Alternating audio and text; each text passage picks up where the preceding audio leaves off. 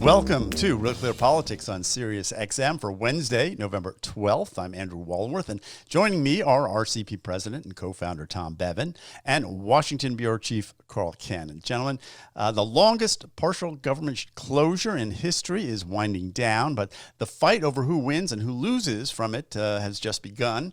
Lots of spin from both sides. Columnist Michael Goodwin in the New York Post calls it one of Trump's biggest D.C. wins, while over at the New York Times, Annie Carney says that at least some Democrats think they have put Trump on the defensive and that by elevating health care as an issue, the whole thing may be of long-term benefit to the party. Long-term in Washington, of course, means next year's midterms. But the infighting within the Democratic Party continues as well. Here's Angus King from Maine, followed by Ruben Gallego of Arizona on the Senate vote. I understand my colleagues wanted to make this stand and say, well, the Republicans are going to come to the table and negotiate. There was no indication that they were going to do that. If the strategy you're following isn't working and it's also hurting people in the process, it seems to me it's time to change the strategy. My whole goal, my whole purpose of engaging in this process was to make sure that 24 million Americans not see their insurance rates premiums doubled. I'm going to continue focusing on that. I believe and hope that those 8 senators are going to do everything they can, whatever they were able to get in terms of leverage, in terms of favor from these Republicans, that they're going to be able to deliver that. So, Tom, what are the politics of this at the moment? Who actually won the shutdown? Well, I think it's pretty clear that despite the spin by some folks on the left, the Democrats, they lost. They got basically the exact same deal that Republicans had offered them, when this thing first started. Nothing really more than that. And, I ran the Michael Goodwin on the site, the Annie Carney. Lawrence O'Donnell was on last night trying to make the case on MSNBC. I saw a clip this morning, and he ties himself in knots as he goes through it. Said, well, the 5 Democrats changed their position, but 271 Republicans changed their position. And so if you take it just on the numbers, Republicans caved and compromised. Democrats didn't. I mean, it was just nonsensical argument. So I understand the desire of folks on the left to try and portray this as not a loss and perhaps even spin it into some sort of victory in the medium to long term. But the reality is, Republicans basically stood firm and Democrats ended up caving, and we'll see what happens, when we do this all again in just a couple of short months. Carl, I watched Morning Joe this morning. Someone made the point that it was a win because any day that they're not talking about urban crime and they're talking about healthcare is a good day for the Democratic Party. That's one way to look at it. They did manage to sort of, I guess, put healthcare front and center as an issue and have forced the Republicans to take a position on extending the Obamacare benefits. So I guess is that a case that you can make and you can get behind?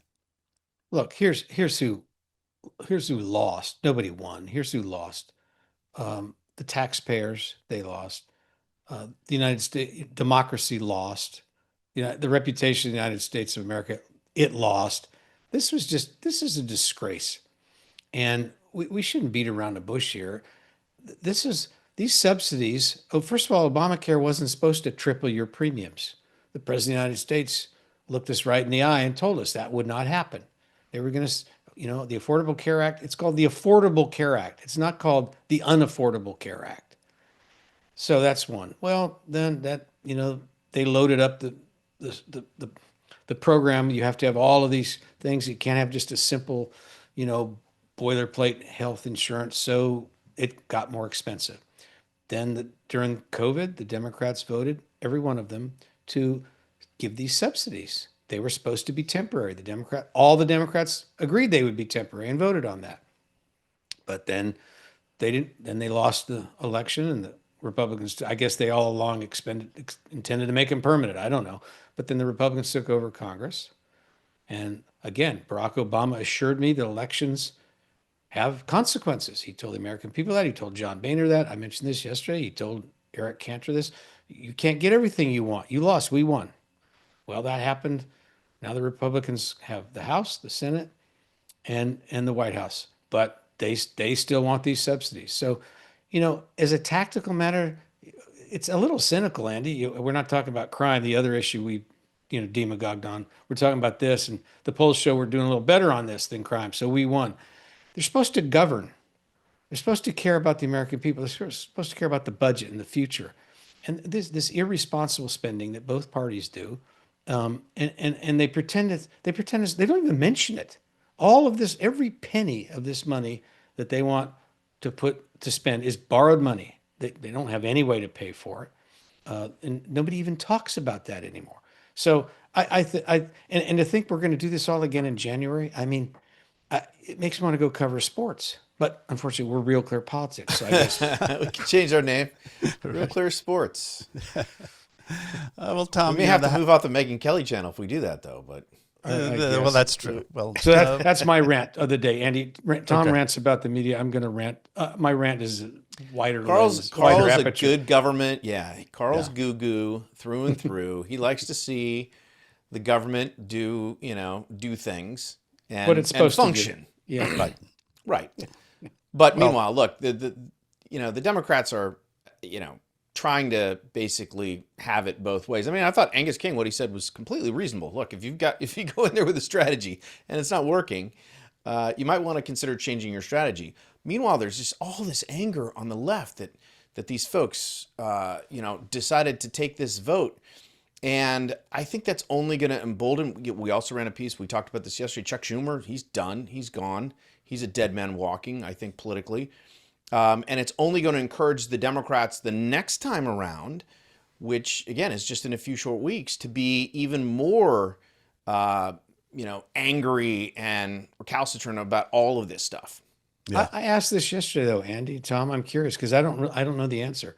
What's the end game of these progressives? How do they remember what General David Petraeus? How do we get out of this? What did they want to happen? What did they think was going to happen?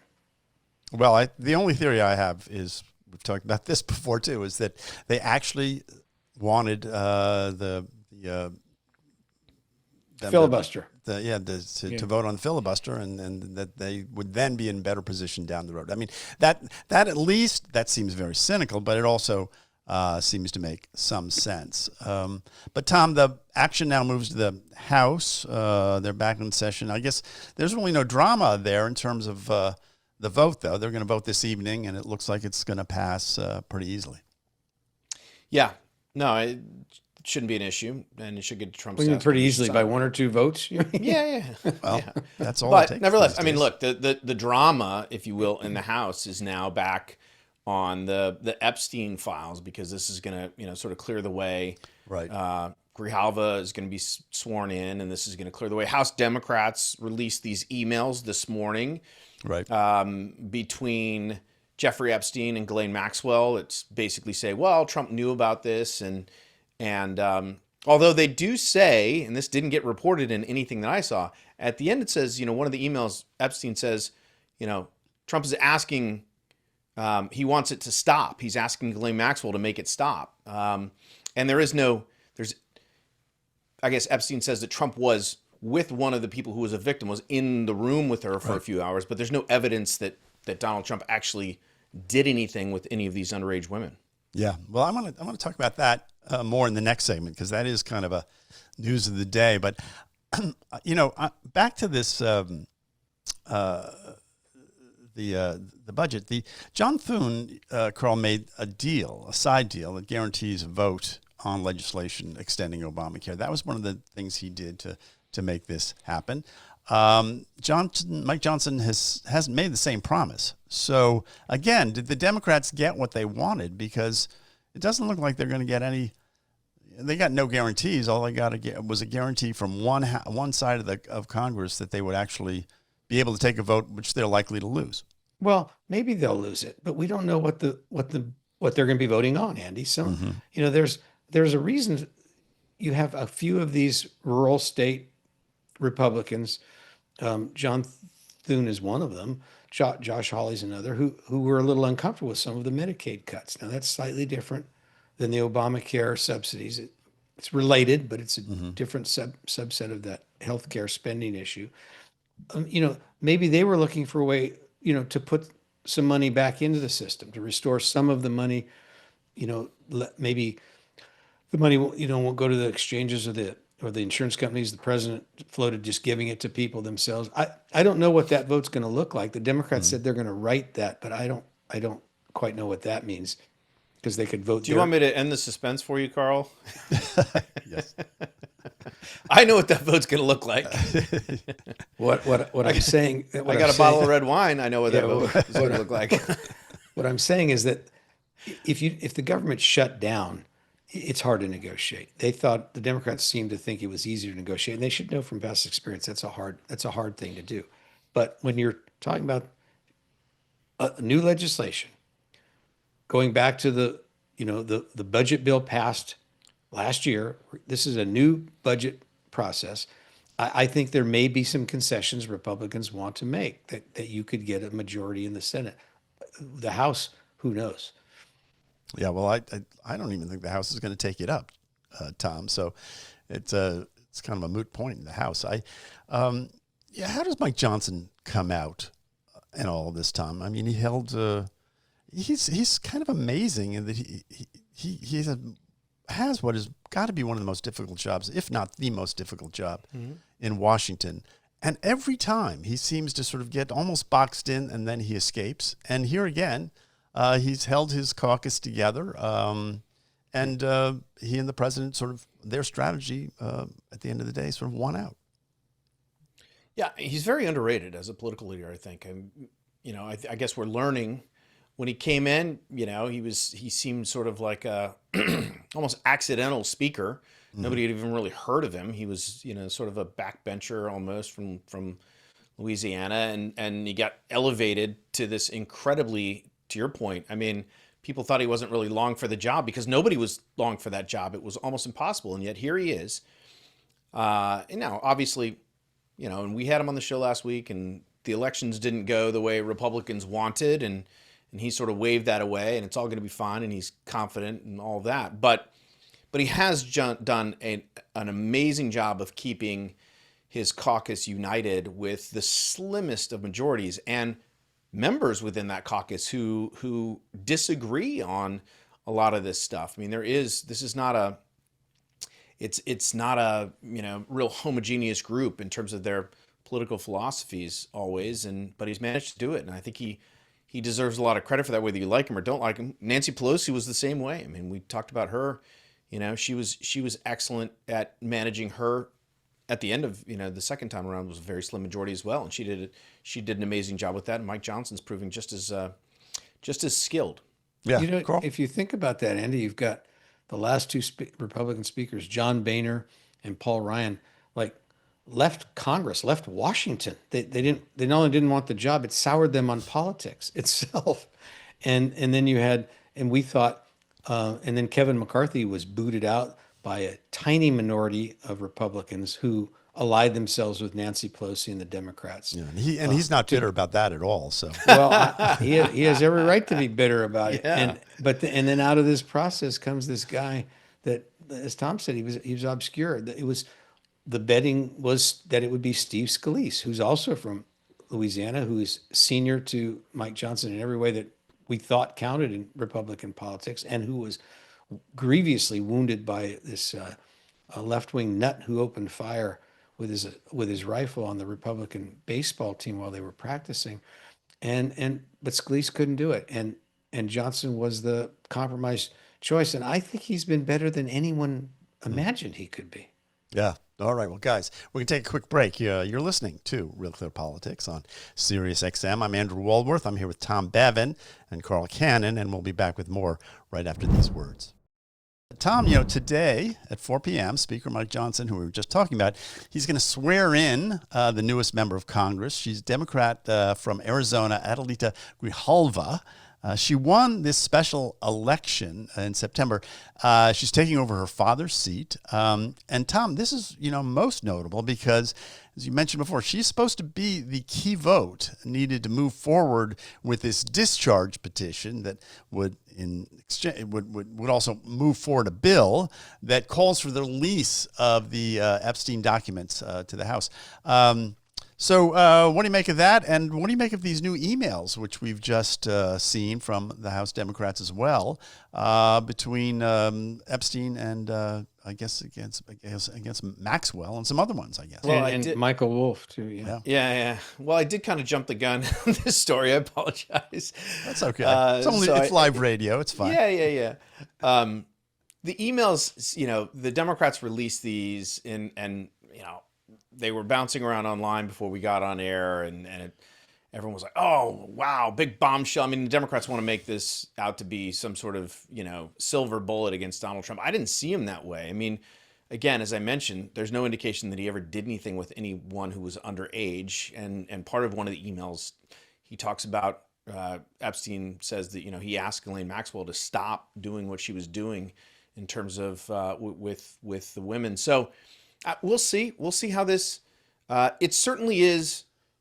For the Democrats were, in addition to trying to spin the shutdown from a loss to a victory, the other strategy is just to pivot immediately to the Epstein files, because that was and has been a very tricky issue for Trump. It's something that, again, months ago we went through this. He was just like wanting to, why are we even talking about this guy? He's dead, and this is years old. But meanwhile, folks on the right are like, whoa. We want to see what's in these files. They should be, and quite frankly, on the campaign trail, Trump promised it. And Dan Bongino and Kash Patel and Pam Bondi and all these folks came in saying we're going to provide total transparency on Epstein, and then suddenly it was like, well, I know I said there was a list, but there's really no list. And I mean, it was one gaffe after another, and it was the story that kind of wouldn't go away.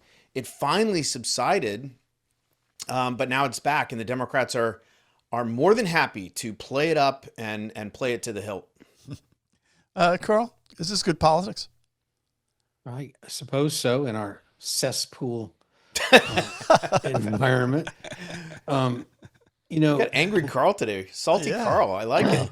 Well, yeah, I'm not angry, but I'm calling him like I see him.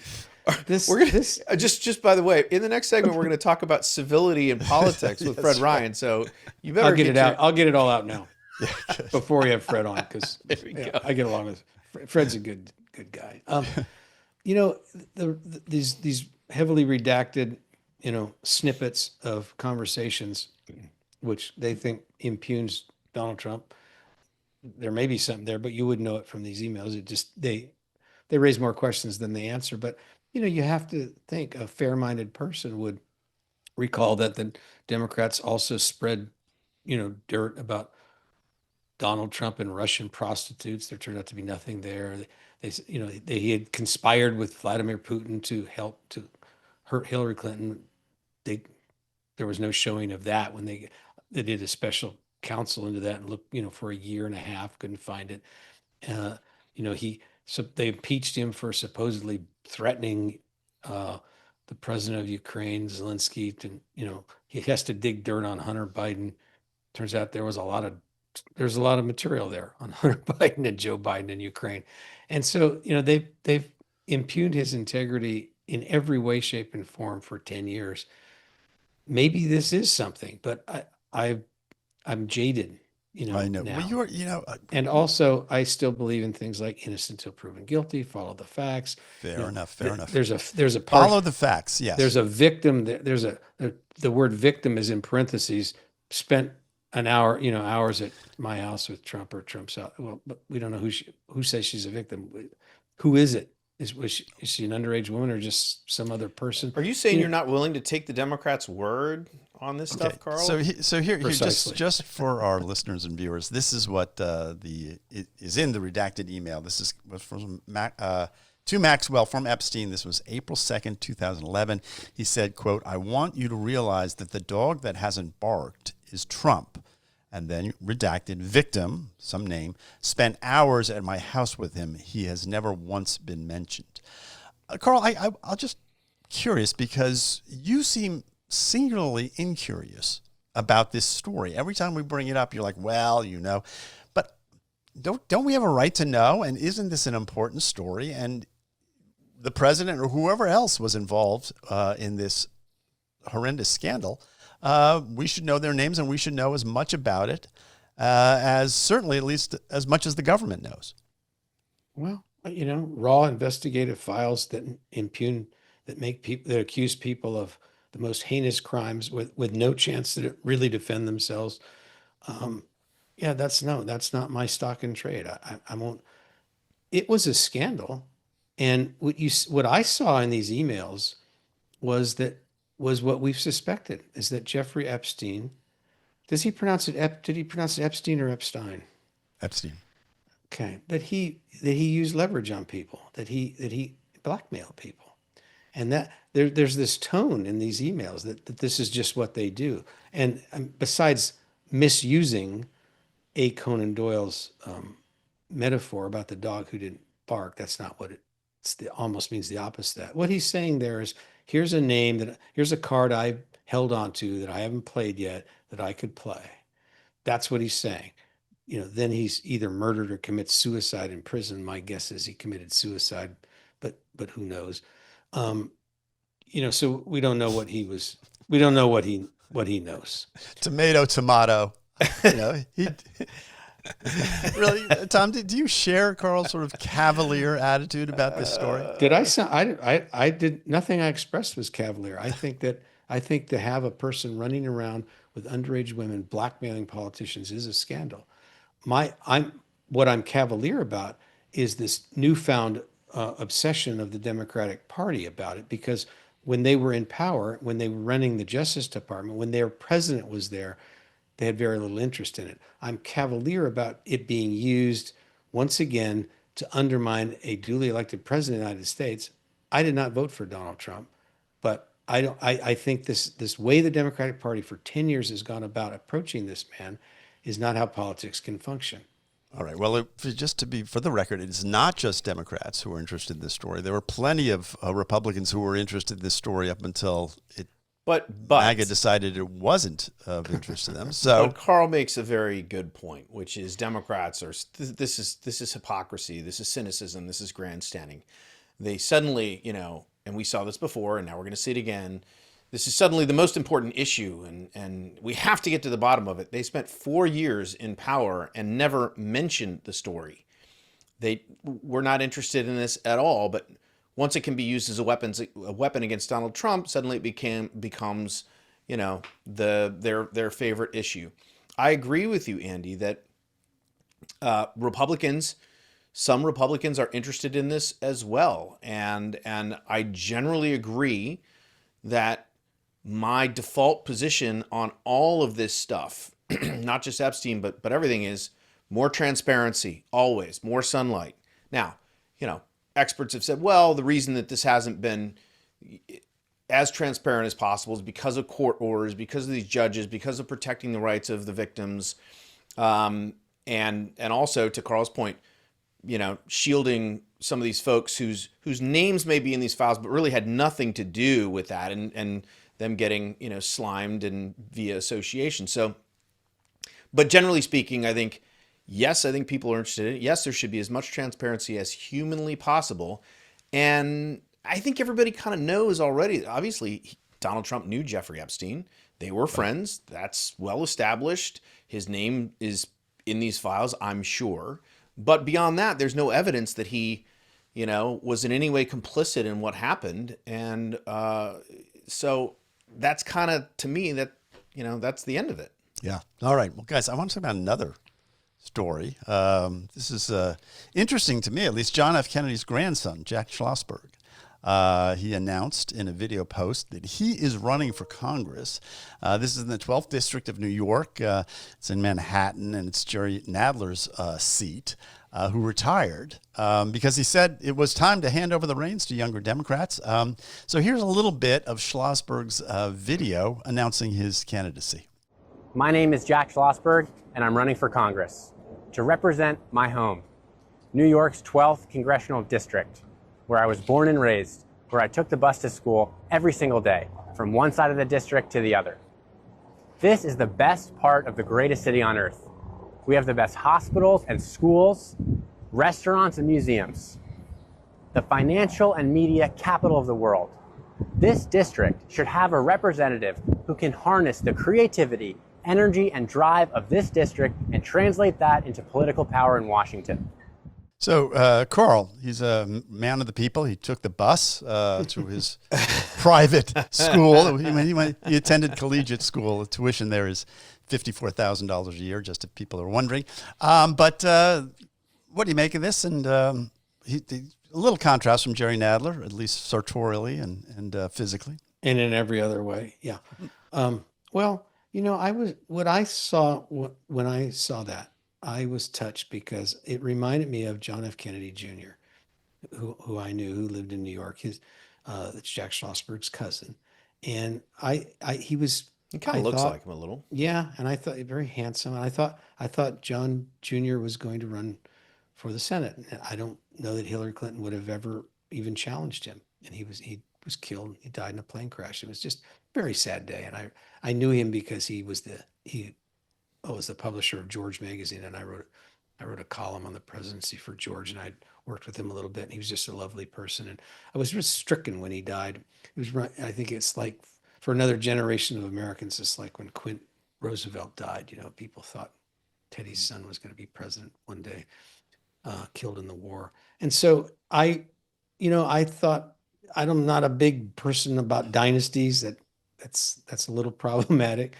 But he reminded me of John Jr., and I was happy to see it, and I'm eager to see where this campaign goes. Tom, he's 32 years old, 6'2", great hair. All the Kennedys have great hair. His hair was perfect. His hair was perfect, to quote the great Warren Zevon. Thank you, Tom. Yes. But he's really known mostly for what he's done on the media in sort of social media, these posts and that sort of thing. I mean, he doesn't have a distinguished public service career, I guess you could put it that way. And that makes him different from other folks. How, right? I mean, he's got every bit as many qualifications as some of the people who are currently sitting in Congress. AOC was a bartender, so. And one of the interesting things about his announcement, he's walking through this like kayak shop, and then he sort of has to duck down as he goes outside. It's kind of weird. I didn't understand it. Maybe that's his business and that's what he's been doing. But look, it's a heavily Democratic district. I mean, Jerry Nadler's been a congressman there for years and years and years. So there's no reason to think that with his sort of pedigree and the blueness of that district that he won't be able to be I don't know who else is in this race already, but he's certainly, you got to think that he's going to be a favorite to win the nomination. And if you win the nomination, you win the district. Yeah. And Andy would like to meet his tailor. Yeah, right. I don't know if he's well dressed. He does have great hair, though. He worked in a surfboard shop in Hawaii for a while. I know that. So I think that's a good thing. But, not all Kennedys have done. It's not a shoo-in. You remember Joe Kennedy III got trounced when he ran against Ed Markey for the Senate in Massachusetts, where you would think a Kennedy would do very well. So it's not a sure thing. And, Nadler, I think, wants his chief of staff or someone from his staff that's who he wanted for this seat. So he didn't do the Chewy Garcia. He maybe in retrospect he should have done what Chewy Garcia did. Yeah. People don't know Chewy Garcia. What did he do, Tom? He resigned the day of, or what? Hours before the filing deadline. Yeah, and his chief of staff was the only person who had declared for the office and made the filing deadline. It was a classic sort of bait and switch scenario there to ensure that his chief of staff is going to be represented, the representative in Congress. So at least, Jerry Nadler didn't go that far. Mm-hmm. The last thing I'll say about Kennedy is he endorsed Mamdani early, which is kind of Jack Schlossberg. Yeah. Jack Schlossberg. I'm sorry. Yeah. Jack Schlossberg, which I don't know. I think that's interesting. That tells you a little bit about where he thinks the energy, at least, is in the Democratic Party. But anyway, we're gonna take a break here, guys. You're listening to Real Clear Politics on Sirius XM. I'm Andrew Walworth. I'm here with Tom Bevan and Carl Cannon, and we'll be back for more right after this. This segment, we're also joined by Fred Ryan. He is the director of the Ronald Reagan Center on Civility and Democracy. He was the publisher and CEO of the Washington Post from 2014 to 2023. Fred, welcome to the program. Thank you. Great to be with you, Andrew. So, not a lot of civility out in Berkeley this week. The Justice Department announced this morning that it plans to investigate the violence that broke out on Monday night during an event sponsored by Turning Point USA. That's the organization founded by the late Charlie Kirk. So, Fred, let's start there. What is going on American campuses right now? Well, it's a problem we're seeing so many places across the country, but campuses are kind of the front line of where we're seeing this unwillingness to accept opposing ideas, a kind of violent responses. And the incident at Berkeley is just one of many that have happened over the last few years. But I will say that we're seeing a kind of a change in direction. Berkeley may be a laggard on this, but I think campuses across the country are becoming more open, and university presidents, in fact, we've been working with a number of them who are trying to find a way to go back to the idea that universities should be places where you're exposed to a lot of ideas, things that you will disagree with, but you have to be exposed to them and not have a narrow doctrine that's all that can be presented. Fred, that I was thinking about this, that the slogan that came out of the left on college campuses, silence is violence, which is, Orwellian, because silence isn't violence.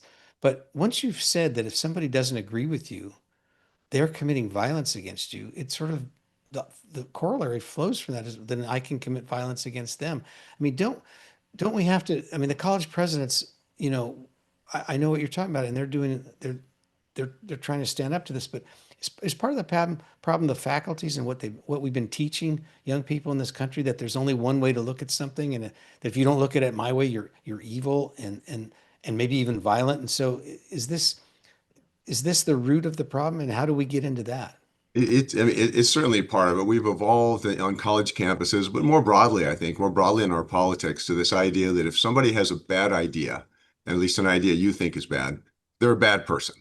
And they don't have any good ideas, so there's no sense trying to find any common ground with them. And we're trying to move, some of the programs we're doing here are trying to move past that. But secondly, you mentioned violence, and certainly with Turning Point, what happened to Charlie Kirk. We're in this environment where people are, I think, a couple of things are driving it. Social media, where you can find yourselves in some pretty dark corners of the internet, where your worst views, your worst values are reinforced and they're normalized. And you're taught that the people on the other side are inhuman, not worthy of life.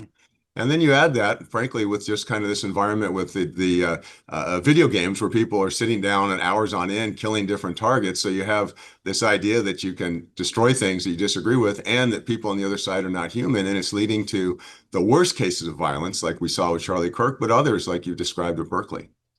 Fred, so talk a little bit about what you're doing and how, this could possibly be the antidote. We can get this ship turned around and get a little bit more civility back in our political discourse.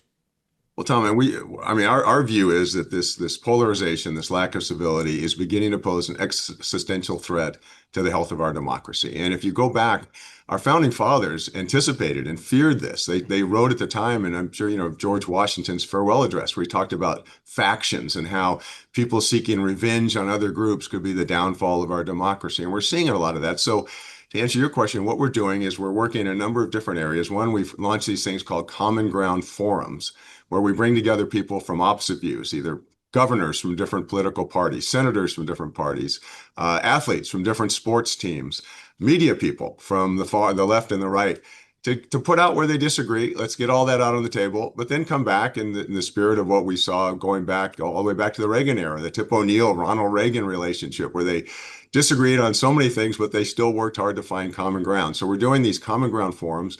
To Andrew's point, we've been building out a program. It's called the Civil Discourse Project, and we've made it available to schools across the country. It's had very high adoption and very positive response, and it's basically teaching people to engage more civilly in the classroom, and hopefully they continue that through their lives. But one area that's interesting, we're doing a lot of work on, is the area of sports. Sports seems to be the one unifying area where people polar opposites from, extreme woke and extreme MAGA sit down and cheer for the same team. So we've been working with the World Cup, what's coming up. We're having an event here in Washington. We talk about sports as a way to bring us together. We've been working with the NFL, with the Rose Bowl, and I think it is one of the few places where we put aside our biases and we're all on the same team, at least for 3 hours. So we're doing a lot of work there as well. Fred, you mentioned Tip O'Neill and Ronald Reagan. You as your Reagan Institute, and you spent time at the Reagan Library and out in Simi Valley.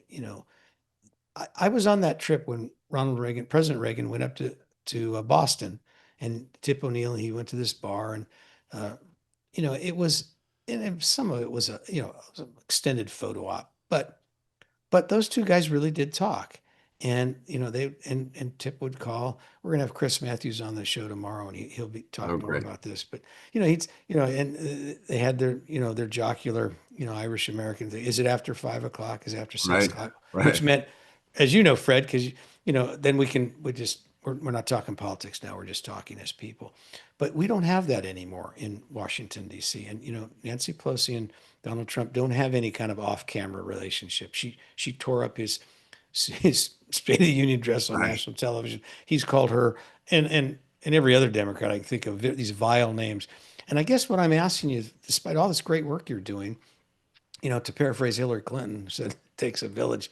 Maybe it takes a president. Maybe what we need is a president a president of the United States who exhibits the kind of civility that Jerry Ford, Ronald Reagan did. And as you know, that's Carl, my question for you. From your coverage, Ronald Reagan would set his watch ahead to 6 o'clock, even if it was the middle of the afternoon, so he could tell Tip O'Neill, we're friends now. It's after 6. But this is a problem that it's been evolving for decades, and a lot of things have driven it. One is just the political rewards. You get rewarded now for opposing and finding ways to stop things from happening rather than make things happening. And then you have certain media models where outrage is the fuel that drives viewership and drives clicks. And so there are incentives to find outrageous, divisive things. And then somebody I know, all of you know, a top political consultant told me, he said, look, good luck with what you're doing, but you should know that right now there's no money in unity. The money is in division, whether it's politics or political advisors. So it's something, I think, how does it change? I think it's when voters start to look and see things aren't getting done. If you want to talk about the health of our democracy, what's happened in the last 40 days that we've been closed? And I think those type of things are going to start resonating with voters, and they're going to start turning to their elected officials and say, what are you doing to get stuff done? Not what are you doing to stop things? Not what are you doing to demonize your opponent? What are you doing to get stuff done? You're listening to Real Clear Politics on Sirius XM, and we're talking with Fred Ryan. He is the director of the Ronald Reagan Center on Civil and Democracy, and he's also was the CEO and publisher of the Washington Post. So, Fred, I did want to ask you a little bit about the Washington Post. A lot of changes over there, especially on the editorial board side. They've come out, for example, something I didn't expect maybe a year ago, for they were against the Democrats on the shutdown. They criticized them, and they also defended Donald Trump for what he did with the East Wing. Positions that probably a year ago you might not have seen on the Washington Post editorial page. What do you make of what's going on at the Washington Post? Well, I will just say on that, first off, news organizations across the country, every news organization I know of, even the new startups, are going through a time of tremendous change. The model's changing, the consumption habits are changing, the way people get their information. And that's all before AI comes in a very big way and takes it over. So you're seeing the change on the broadcast networks, on the traditional news outlets, even the new startups. And for the Post, when I was publisher there for a decade, I was very fortunate that my predecessors never had any public comments, but were always free to give me their private thoughts, and I honor that from my successor as well. Greg, can I Very ask you? Diplomatic. Yeah, Very civil. he didn't take the bait. Yeah, exactly. Back to these forums that you've been having. Who you mentioned Republican governors and Democratic governors. I mean, can you name some names here? Who are the people who are working, elected officials across the country that are working to try and promote civility? Well, there are several, and I mean, one, it's Spencer Cox, governor of Utah. We've Yeah. done a lot with him. Michelle Lujan, governor of New Mexico, she's been on board. Uh, Spencer Cox has done these events with Wes Moore. We have events coming up with Senator Chris Coons and Senator Langford. People, a lot of a lot of distance between them politically, but they find ways to get things done. We have found. In academia, we've got one coming up with Cornell West and Robbie George, two people Really? who are at the opposite end. So I think if we can model this, Those guys are amazing. I mean, they write op-eds together, and yeah, they done a do. book. Yeah, Yeah, they wrote a book together. That's right. right.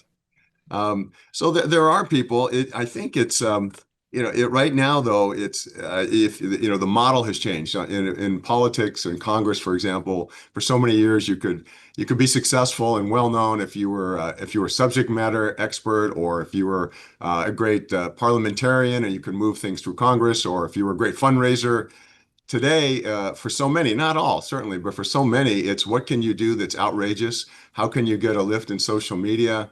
How can that lead you to a cable hit? And then how do you raise money? So Right. until those incentives change, I think we're gonna see more of this. Hmm. You know,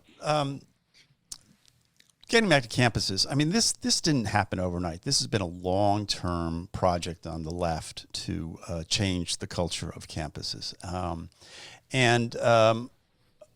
I have three daughters, all of whom recently graduated from college, and talking to them about it, the suppression of debate that they felt in their classrooms, and two of them were studying politics at the time, as I recall, that even in a class about politics, they felt they couldn't express their real views because they were so afraid of being canceled.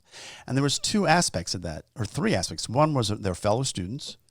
Second was the professors themselves. And the third, something you brought up, is social media. They were afraid that they would be taped. And if they said something in a class, and that would go out, and there would be repercussions from that. Kind of extraordinary to me. It sounds like Maoism in a way. It's quite a departure from where universities were not that long ago. There was back in the 60s, the University of Chicago came out with what they called the Calvin Principles, which you may remember. And it basically was the university will be a home to ideas and a home to critics, but it will not be a critic itself. And that has just slowly slipped away to the point where there's doctrine on university campuses. If you don't adopt the doctrine, you suffer academically, you suffer socially. Even as you mentioned on social media, there are those types of risks, being doxxed, being threatened. But I do say I would, the one thing that we've seen with the surveys we've done is Americans are not happy with this.